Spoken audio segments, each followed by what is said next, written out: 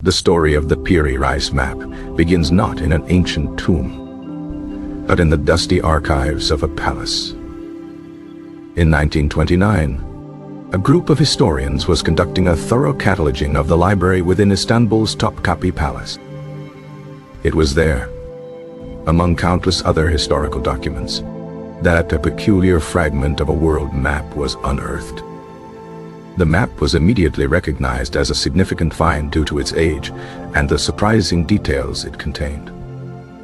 It was drawn on a piece of gazelle skin parchment, a common material for high-value documents of the era. The surviving fragment is approximately 1/3 of what was likely a much larger, complete world map. The admiral responsible for its creation was an Ottoman cartographer and naval officer named Ahmed Muhyiddin Piri, later known simply as Piri Reis. Piri Reis was a respected figure in the Ottoman Navy, known for his skill in navigation and his extensive knowledge of the Mediterranean. He compiled his map in the year 1513 in the city of Gallipoli. In the margins of the map, Piri Reis himself provided extensive notes about his sources.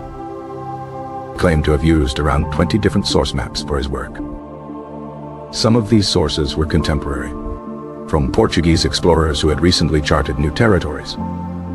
However, he also mentioned using much older maps, some dating back to the time of Alexander the Great. Most tantalizingly, he referenced a map once owned by the famed explorer Christopher Columbus. This connection to Columbus added another layer of intrigue to the document. The map depicts the western coasts of Europe and North Africa, as well as the coast of Brazil, with reasonable accuracy for the time. The Atlantic islands, such as the Azores and Canary Islands, are also present. But it is the southern portion of the map that has ignited a firestorm of debate that lasts to this day. This section appears to show a landmass extending eastward from the southern tip of South America. Proponents of an extraordinary explanation, most famously championed by Professor Charles Hapgood in the 1960s, made a startling claim. They argued that this landmass was a depiction of Antarctica's northern coastline. This was a shocking proposition because Antarctica was not officially discovered until 1820, more than 3 centuries after Piri Reis created his map. Furthermore, Hapgood contended that the coastline shown was the coast of Antarctica under its massive ice sheet. The ice cap that currently covers Antarctica is millions of years old, meaning any map of the subglacial land would have to be of immense antiquity. This led Hapgood to theorize the existence of a lost, ancient maritime civilization with advanced cartographic skills. This hypothetical civilization would have mapped the world with incredible precision long before the recognized start of recorded history. They would have possessed technology and knowledge far beyond what was thought possible for ancient peoples. Hapgood's book, Maps of the Ancient Sea Kings, brought the Piri Reis map to global attention. He suggested that Piri Reis's source maps, including the one from Columbus, were copies of even older maps originating from this lost civilization.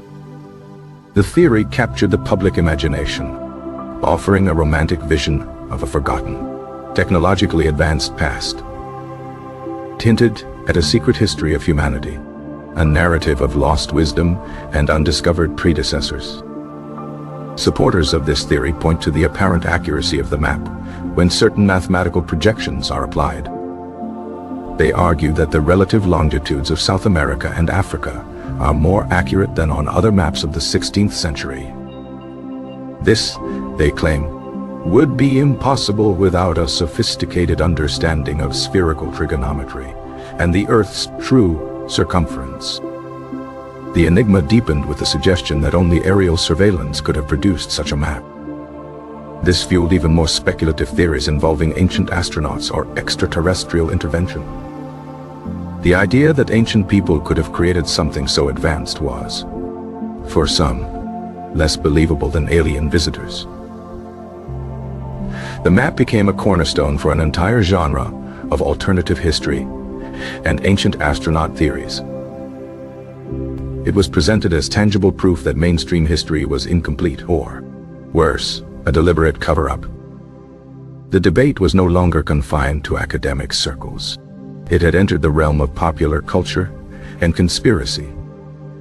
Television documentaries and books sensationalized the map's mysteries. The image of a 16th century parchment holding secrets of a prehistoric supercivilization was a powerful one. It challenged conventional timelines of human development and technological progress. For many, accepting the map as a product of its time seemed mundane compared to the alternative. The allure of ancient secrets proved to be incredibly strong. However, the majority of cartographers, historians and geologists remain highly skeptical of Hapgood's claims.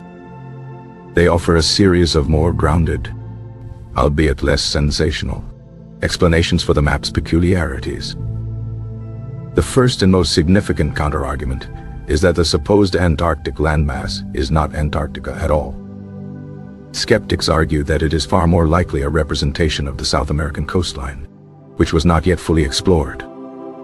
In this interpretation, the coastline is simply bent eastward to fit onto the limited space of the parchment. This was a common practice for cartographers of the period when dealing with unknown or partially explored lands. They would often distort or invent features to fill in the gaps on their maps. The southern continent shown on the map also has rivers, which is inconsistent with the frozen reality of Antarctica. Furthermore, the climate of the region is described in Piri Reis's own notes as being warm. He mentions that the area is inhabited by large snakes, another detail that rules out the polar continent. Historians point out that the idea of a great southern continent, or Terra Australis Incognita, was a popular geographical theory for centuries. This hypothetical landmass was believed to exist to balance the landmasses of the northern hemisphere. Many maps from the medieval and Renaissance periods included a large, imaginary southern continent. Piri Reis, drawing from older sources, could simply have been incorporating this long-standing myth into his work. The map's supposed accuracy has also been heavily disputed. Critics of Hapgood argue that he selectively chose projection methods that made the map appear more accurate than it actually is. When analyzed without these biased projections, the map contains numerous and significant errors in longitude and latitude. Its depiction of the Caribbean, for instance, is heavily distorted.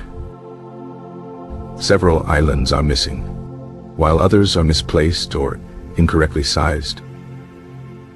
This is a crucial point, as it undermines the claim of a uniformly advanced level of cartographic knowledge.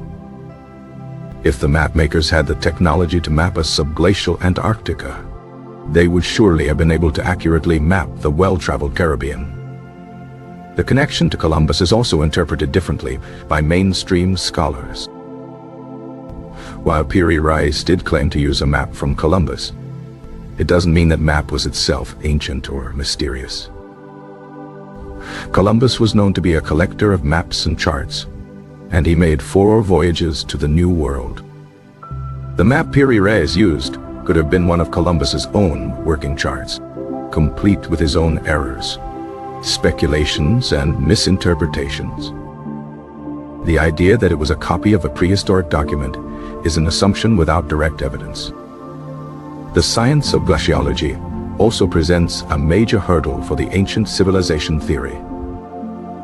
Geological evidence confirms that the Antarctic ice sheet has been in place for millions of years.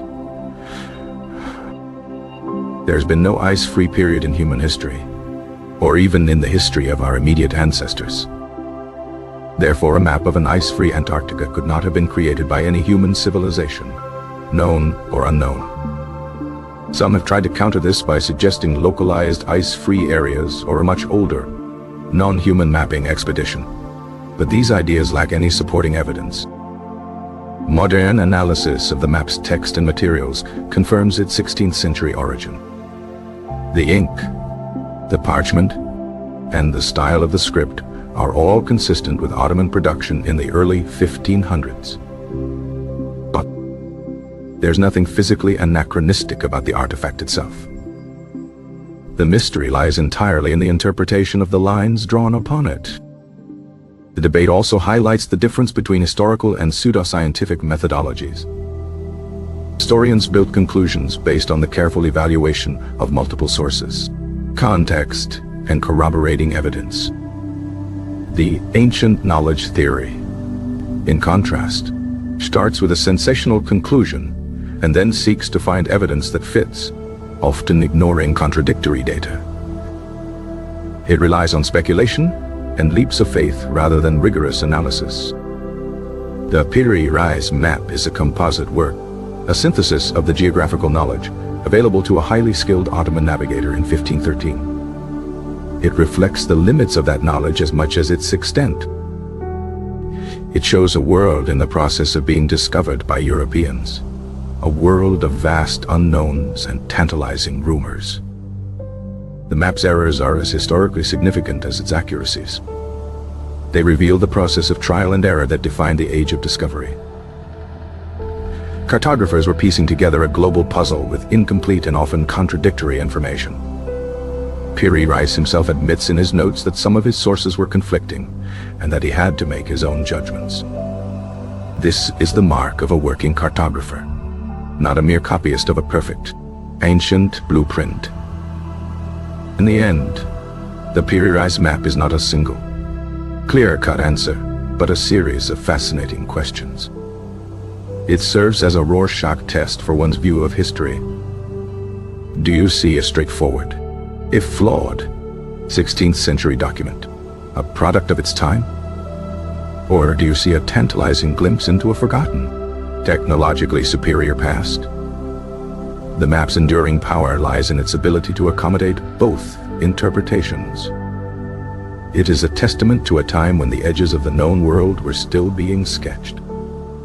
It represents the fusion of old and new knowledge, of Mediterranean portolan charts and new discoveries from across the Atlantic. The southern landmass remains a point of contention, a geographical ghost. It is most likely a cartographic conjecture, a creative solution to a lack of information. It is a drawing of a rumor, the rumor of a southern continent that turned out to be true, but not in the way depicted. The enigma is not necessarily in the map itself, but in our desire to believe in lost worlds and secret histories. The Piri Reis Map became a canvas onto which these desires could be projected. It is a beautiful and complex historical artifact. Its value lies in what it tells us about the state of cartography and exploration in the early 16th century. It shows the ambition and the limitations of the era's greatest minds. The debate over its meaning reveals a fundamental tension in how we approach the past. Is history a linear progression of knowledge, or is it a story of lost golden ages and forgotten wisdom? The map does not answer this for us. It simply continues to pose the question. The ink on the gazelle skin has faded over 5 centuries. The world it depicts has been fully charted, its mysteries replaced by satellite data. Yet, this single fragment of parchment retains its power to fascinate and provoke. It reminds us that every map is a story, told by its creator. Piri Reis told a story of a world that was rapidly expanding. He included monsters in the sea and notes about strange peoples. He blended fact with myth, observation with speculation. This was the nature of cartography in his time. To isolate one part of his map and claim it as evidence of an impossible technology is to ignore the context of the whole. The map is a human document, with all the brilliance and error that implies. It is not the work of gods or aliens. It is the work of a man trying to make sense of his world with the best tools he had. The true wonder of the Piri Reis Map is not in what it might secretly represent, but in what it openly is, a snapshot of a pivotal moment in human history, when the world was both bigger and smaller than ever before. It is a relic from the dawn of the modern age. It captures the excitement and uncertainty of a time when entire continents were still waiting to be filled in. The southern landmass is a testament to imagination in the face of the unknown. It is a cartographer's best guess, And that, in itself, is a fascinating story.